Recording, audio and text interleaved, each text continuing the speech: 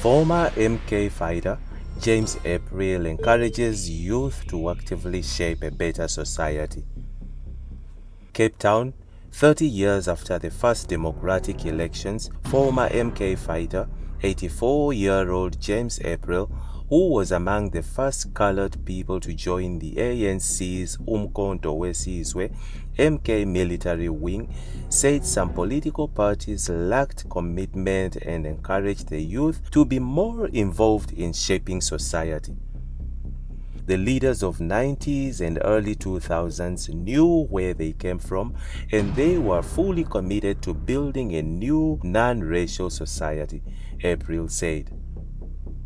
Many of today's cadres lack true political commitment and have a thin veneer of political education. April is best known for his bravery alongside slain struggle veteran Bessel February, also an MK cadre. February died during an ambush attack in the then Rhodesia, Zimbabwe, in 1968 when they were still young men. On December 16, 1993, April received a medal for bravery from former President Nelson Mandela with the dissolution of MK.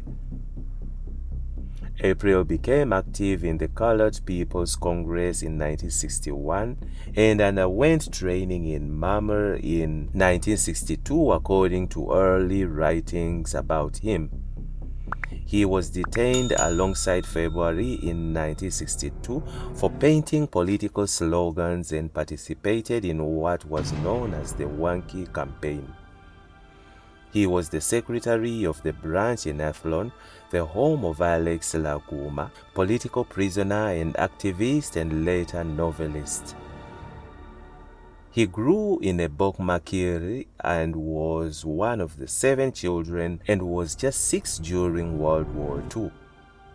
His father was the person who made him politically aware and conscious. April would later be charged with 4 counts of the Terrorism Act and was held in solidarity confinement and sentenced to 15 years imprisonment and was detained on Robben Island. During this period, he completed a bachelor's degree and was released in 1986 and was banned from the teaching profession by the then Colored Education Department. 3 years later, in 1990, he was appointed as an officer in the SANDF and served as a budget director in the Department of Defense, and in 2012, he also received an award for bravery as a military veteran from then-President Jacob Zuma. On April 27, 1994, April cast his first vote at the Church Hall of St. George's in Silvertown in Athlone. April recalled how long the queues were and called on the youth to be more politically aware and conscious and said he felt excited at receiving an award. I was somewhat elated, but it was not quite sure what part of my actions caused that I received the award. But the luster of the occasion was wearing off.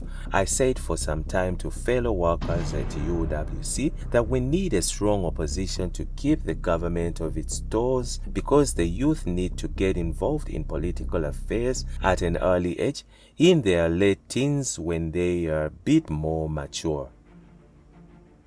2024 elections, KZN has a history of voting according to tribal lines. ANCYL vows to change the narrative.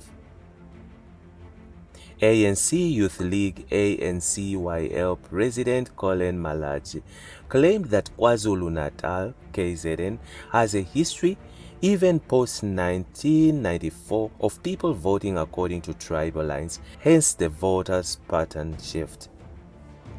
He said the shifting patterns could be seen between former President Jacob Zuma and current President Cyril Ramaphosa. If you check the voting pattern in KZN under the tribalism of Nkandla Zuma, you saw the numbers increasing in votes, and when Ramaphosa came in, There was a decline because of how they've been cultured, he said.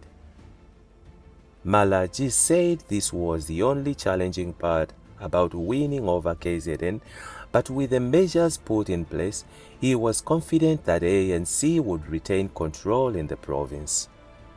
Look, I believe that we will win in KZN. We have reinforced the province as ANC with veterans from the area, he said. Malachi addressed the media at the ANC's headquarters, Lutuli House in Johannesburg on Thursday. KZN has become a battlefield for political parties ahead of the elections, with Zuma now leading the Umkhonto Sizwe MK party, posing a threat to the ANC dominance in the region. The 2024 national and provincial elections will be held on May 29th. Malachi said through political and massive education, the ANC leadership must go to the ground and educate people that we are building a nation and not a tribal group. We are building one nation of South Africa which unites citizens. That is a plan we are busy with, he said. Malachi admitted that they needed to work hard and together to win KZN, stating that they lost municipalities which they needed to cover. He blamed some of the deployees in KZN for their failures to render services for their people. Some of our deployees there were sleeping. They were not servicing our people, and if you don't service them, they look for an alternative. That's why, as the Youth League, we have to set up a system of holding the deployees of the movement accountable, he said. Malachi said the times when people moved around and do nothing were over. I'm sure that when our people see us working, they will know and come back to vote for the ANC, he said. Meanwhile, senior ANC MPs found guilty of violating ethics code. Several senior African National Congress ANC members in parliament, including Mandla Mandela, Colleen Malachi and CCC Tolashe, have been found guilty by the Ethics Committee of failing to declare their financial interests. Malachi is the president of the ANC Youth League, but is also an ANC MP. Tolashe is the deputy minister in the presidency, but also serves as ANC Women's League president. Deputy Minister of Water and Sanitation, Judith Shabalala, also failed to declare her financial interests and fell foul of the Ethics Committee. Chairperson of the Joint Standing Committee of Intelligence, Jerome Markey, was also found guilty of violating the Ethics Code by not disclosing his financial interests. Markey is currently chairing the Ad Hoc Committee on the General Intelligence Law Amendment Bill, known as the Spy Bill. The rules of Parliament require its members to disclose their financial interest every year. But Mandela, Malachi, Tolashe, Markey, and other ANC MPs failed to meet the deadlines and declare their financial interests to the acting registrar. The Ethics Committee has recommended that the House must fine the members 20 days of their salary and reprimand them. On Tolashe, the committee said she failed to submit her declaration to the acting registrar as required. The acting registrar of members' interests addressed a letter to the member dated October 2, 2023, informing the member of the alleged breach of the code. The member was invited to provide the committee with the reason for the non-submission by the member. Read the report of the Ethics Committee. The member provided a response on October 4, 2023. The member apologized for not submitting her disclosure due by date. The member indicates that she could not attend to the disclosure due to a family responsibility matter that needed her attention in East London. That she could not access the system because load shedding was a problem, stated the report. Tolashi indicated she had a family bereavement and could not submit the declaration on time.